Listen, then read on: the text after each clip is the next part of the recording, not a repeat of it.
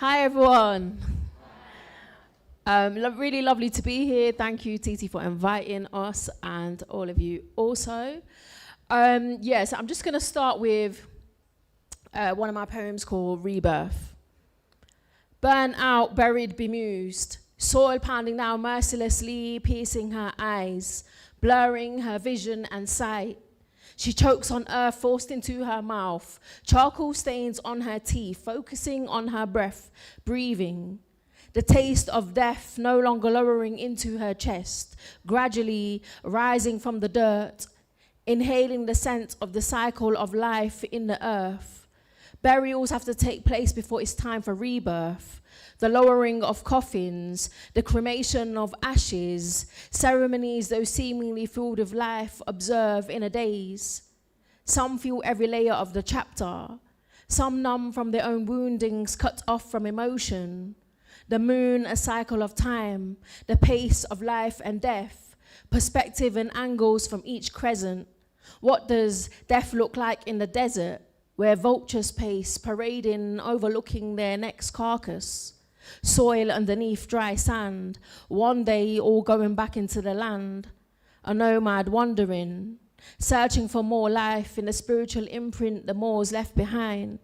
Seeking for meaning, a new dawn with every season, daily dissecting Jew's dew, observing the lotus blooming midst the muddy gloom. Growth forms in layers, clearing space to make room. Journeys and cycles, palms telling stories of wildness, reflecting the veins in leaves. Nature's cure gallops in leaps, in the woods, in forests, in waves crashing against mountains, hearts patient yet pounding. The peering eyes of a newborn, blinded by light, catching sight of a midwife. The two legs inside a clock ticking.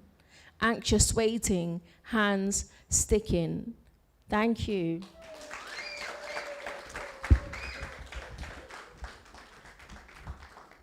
The next poem that I'm going to share with you is from my collection Galaxy Walk, and it's inspired by my time. I spent 2 weeks in the Amazon rainforest in Venezuela, and over there we were swimming, bathing in the rivers there, and being really mindful of even just what products you're washing with when you're in the river. So it was like we made sure, we had biodegradable wipes. We made sure the shampoo we took was biodegradable and not had any chemicals in it to cause anything bad to the rivers there. And just being mindful of the fact, of course, there's communities, like we stayed with the Birawa community, an indigenous community in the Amazon, and just being very aware of how they are protectors of the land. So for me personally, when I'm traveling, I'm very interested in wetlands. I'm interested in the mountains, the rivers, being able to see the land in its original form before our countries and places turned into cities and everyone became city dwellers. So for me, like, the beauty is going to see the rivers and going to meet them, because that is the land. That is what, Nairobi's beauty isn't the tall buildings. There's going to be where the local people live and how they preserve it. So I'm very interested in what you all had to share. So yeah, this piece is called Shade. When journeying through the Amazon rainforest, ancient trees shielded from sweltering sun, beating down on open pathways, lava rock mountains, trees offer shade by the riverbank, gliding across sherbet pink sand, glorious shades of leaves, infusing senses with life when eyes meet, shade when lunging uphill, the gentle breeze as it fans its feathers, welcoming tranquility in fierce desert heat, where mothers have stopped to breastfeed. Shade of trees, God's mercy, nature's compassion, the forest's bounty, trunks helping limbs when needing strength, spine to grip and carry self. Comforting vineyard roots, gripping a shoe, guardians when a foot is loose. Shade of trees, branches resist order, grow in circular structures, portals marking chapters. You are now onto the next level. The shelter of trees, the sun at its peak, how glorious is the shade. Thank you.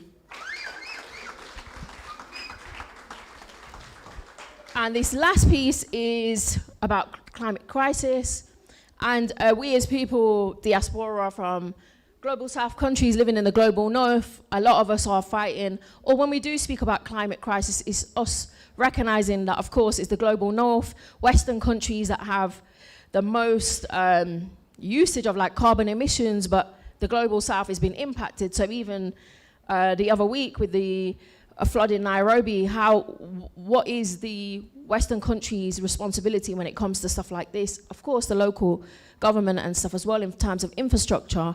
But yeah, this piece is about the climate crisis. The climate crisis, a collective responsibility. Writers and poets mustn't leave unaddressed. Hurricanes in the Caribbean, fear of small islands being swallowed up by the ocean, countries globally unprepared, not enough equipment or fire engines to put out wild bushfires. The climate crisis underestimated, carbon emissions, stunning coral reef damaged, the ocean's wonders swallowing plastic, fins trapped in netting, oil rigs polluting unusable areas, fishermen fish digesting fish scooped besides poisonous oil rigs, Gaza bombarded with tons of bombs, equating to more nuclear weapons than used in Hiroshima and Nagasaki. Locals walk around inhaling toxins. Trinidad sells hurricane safety packs by the supermarket's cash desk. Traveler communities left to inhale toxins under the Westway. Lifespans reduced. Quality of life impacted. Children oblivious, huffing mid-kicking ball. The climate crisis, temperatures rising, the global south bearing the most brunt. Shrugged off as collateral damage.